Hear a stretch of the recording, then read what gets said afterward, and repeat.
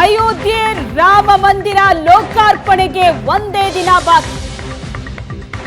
ನಾಳೆ ಇಷ್ಟೊತ್ತಿಗೆಲ್ಲ ರಾಮಲಲ್ಲಾ ಮೂರ್ತಿಯ ಪ್ರಾಣ ಪ್ರತಿಷ್ಠಾಪನೆ ನಡೆದಿರುತ್ತೆ.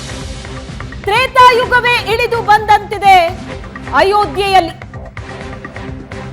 ಬೀದಿ ಬೀದಿಗಳಲ್ಲಿ ರಾಮೋತ್ಸವ, ರಾಮ ಭಜನೆ ನಡೀತಾ ಇದೆ, ರಾಮ ಸಂಕೀರ್ತನೆ ನಡೀತಾ ಇದೆ. ಮೈ ಮರೆತು ರಾಮ ಭಜನೆಯಲ್ಲಿ ಭಕ್ತಗಣ ತಲ್ಲೀನರಾಗಿದ್ದಾರೆ. ದೃಶ್ಯದಲ್ಲಿ ನೋಡ್ತಾ ಇದ್ದಾರೆ.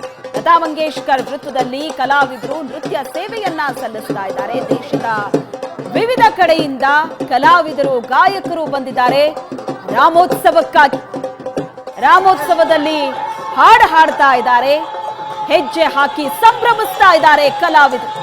ಮತ್ತೊಂದು ಕಡೆ ಭಕ್ತಿಯಿಂದ ಹೆಜ್ಜೆ ಹಾಕ್ತಾ ಇರುವಂತಹ ದೃಶ್ಯ. ದೇಶದ ಮೂಲೆ ಮೂಲೆಯಿಂದ ಬಂದಿರುವಂತಹ ಭಕ್ತರು ಅಯೋಧ್ಯೆಯಲ್ಲಿ ಭಕ್ತಿಯಿಂದ ಹೆಜ್ಜೆ ಹಾಕ್ತಾ ಇದ್ದಾರೆ.